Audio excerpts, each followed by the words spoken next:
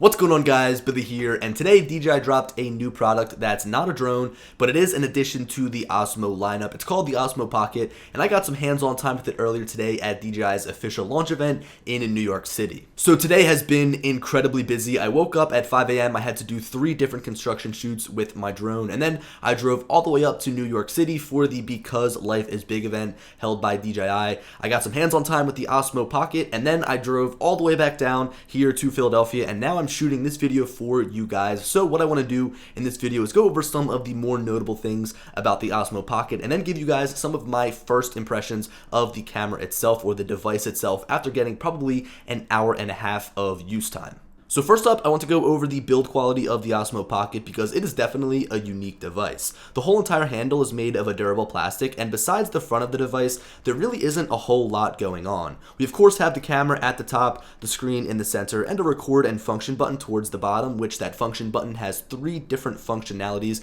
So you press it once to switch back and forth between photo and video mode, you double press it to recenter the gimbal, and then you triple press it to have the camera face yourself. Now behind this small cover in the center is also an array of pins that allow you to connect either a small Lightning or USB-C adapter to then further connect to your smartphone. That gives you a bigger live view and more settings to change for the Osmo Pocket. On the bottom of the Osmo Pocket is a USB-C port to charge the device, which thank God is not micro USB, and on the side is a micro SD card slot. With the Osmo Pocket being so small, I really thought they were going to go down the route of not putting a micro SD card slot onto the device itself because it's sort of geared as a beginner device or for those who maybe want to save room in their bag, they travel a lot, and usually when it comes down to drones like that or small devices like that, usually you have to actually transfer your photos and videos off of the onboard storage of the device itself to your phone over some sort of Wi-Fi or Bluetooth connection, and that never works well. So thank God they included a micro SD card slot, so now you can take the full 4K video off of the Osmo Pocket and put it on your phone if you want to, your mobile device, or even on your computer, and then fully edit your video that way. Now I've got a funny story, and it kind of made me a little bit angry at first, but the entire time they allowed us to shoot different video with the Osmo Pocket. They included a little micro SD card in there, and I shot probably like 20 minutes worth of video hoping to share with you guys, but I did not offload that micro SD card slot, so I've got nothing to share with you guys here in terms of the video I've shot, although it really wasn't all that important just because there was a bunch of people walking around the same exact room. But I do want to show you guys some different camera examples, and for that I'm going to pull from DJI's promotional videos. So bear with me here, I'll go over all the camera specs in just a second, as well as the notable specs of the device itself, but really quickly, I want to give you my thoughts on the camera. To keep it short, it is incredible for the size. The Osmo Pocket sort of reminds me of one of those camera upgrades for your smartphone, or one of those FLIR cameras where you can actually connect it to your phone,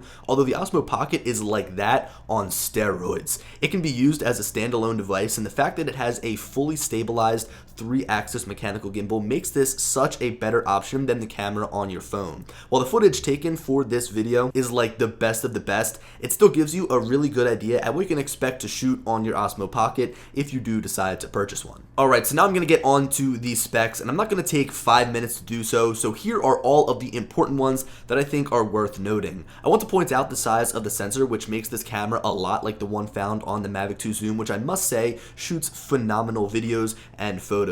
The same thing goes for the Osmo Pocket, although now we can shoot 4K video at 60 frames per second, and I feel like if they didn't include this feature, people would go off as they usually do why it is not good. I know you guys can't see me right now, but I put up air quotes around not good. Anyway, another thing I have to note is that there is not an interchangeable battery within the Osmo Pocket, which I don't mind. The capacity is a little bit on the lower side, but it's to be expected on a device so small. DJI claims that you can expect 140 minutes of shooting time, which should be plenty, but you can always get the charging case if need be, which is by far my favorite accessory that they've released alongside the Osmo Pocket. The sliding portion of the case is made of a grippy fabric, while the rest is of a cool touch aluminum. The charging port on the bottom is USB-C, just like the Osmo Pocket itself, and there's a small release which reveals the contents inside of the case, and you can hold some different ND filters, micro SD cards, as well as the Osmo Pocket itself. This sort of reminds me of the charging case that was made available for the DJI Spark, and while I'd rather fly something a little bit more powerful that shoots better image quality like say the Phantom 4 Pro,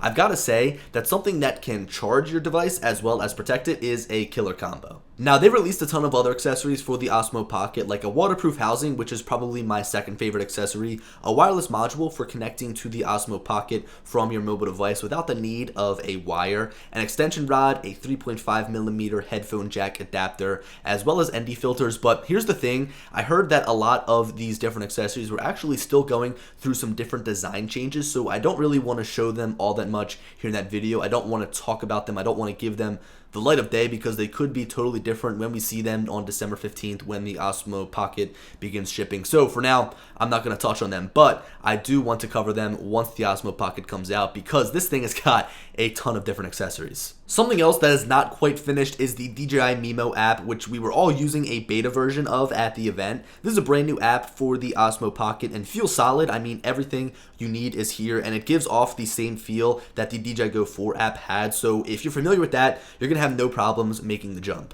I can say that from holding the smaller device for about an hour and a half, it felt a little bit too small at times, like I wanted something more substantial to hold, and adding the phone onto the side does give you more to hold, although that extension rod option is probably going to be very favorable for a lot of people because you have a pole to hold instead of that weird sort of unergonomical design of the handle. There's nothing to really conform to your hand. It's just a small little piece of plastic, which again is great for traveling. I'm not trying to diss the fact that it's too small, but sometimes it feels a little bit cramped in the hand. Now, there are also some very popular features coming from other DJI products to the DJI Osmo Pocket. Things like Active Track, the 3x3 panorama, motion lapse, and night shot. So this camera is very easy to use. It allows different people to actually put together some really good looking content. They also offer some different editing features through the Nemo application, but it's really nice that they have these different features because it's not just something that you can take photos with and you can take videos with. You can do a ton of other things, and that's a really good marketing strategy, as now,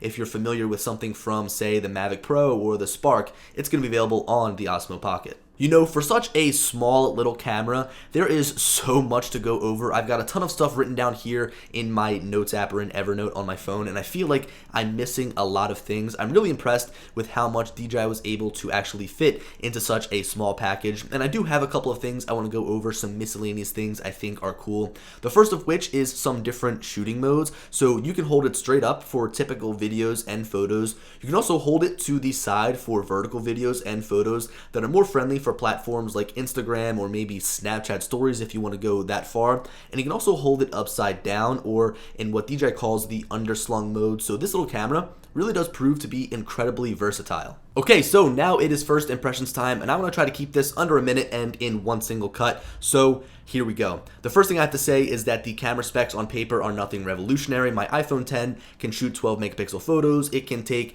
4K video at 60 frames per second, and it also has the same sized sensor, but the fact that the Osmo Pocket is stabilized by a 3-axis mechanical gimbal is what makes it revolutionary. And I see this as more of a device that is an extension of my iPhone, not really a standalone device, right? It's great to pull out of your pocket and take a quick video or photo, and that little screen really does help out a lot. It's a lot brighter than I expected, but I don't think I'd ever really use it without my iPhone just because it feels a little bit more substantial. Also, I want to comment on some of the different modes added.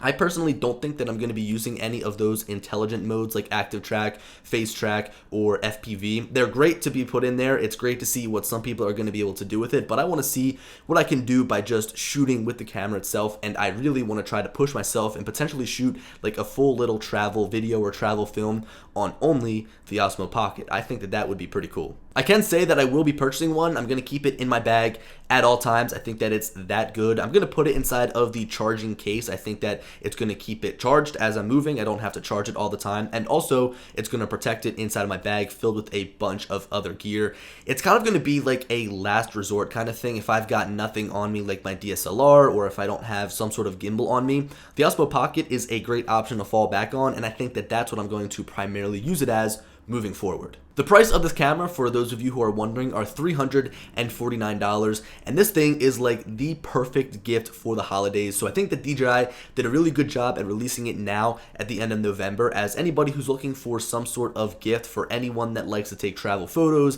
videos, or just likes anything that's small and they can fit in their bag and can then shoot anything that they want on the go, this thing is going to be perfect for them. And it's also at a relatively cheap price point, right? So something like the Mavic 2 Pro is priced at $1,500. $100, and I think that that would probably be a little bit more of an expensive gift, whereas the Osmo Pocket fits in for anybody's budget almost perfectly. So taking a step back and looking at the release of the Osmo Pocket, it seems that DJI is starting from the bottom and working their way to the top in terms of refreshing the Osmo lineup. I mean, right now, there is no reason to purchase that original Osmo camera that came out 3 or 4 years ago, because right now, the Osmo Pocket does everything that that thing can do and better, and it's a lot smaller. So I'd love to see what DJI does in the future with their Osmo series, and they could probably come out with a lot of tempting new options. Anyway, guys, that is basically all for this video. It was very bare bones, and I can't wait to share with you guys the tutorial videos as well as the reviews once I finally get my hands on the Osmo Pocket. Now, I don't want this conversation to stop here. I'd love to hear what you guys have to say about the Osmo Pocket down in the comment section below.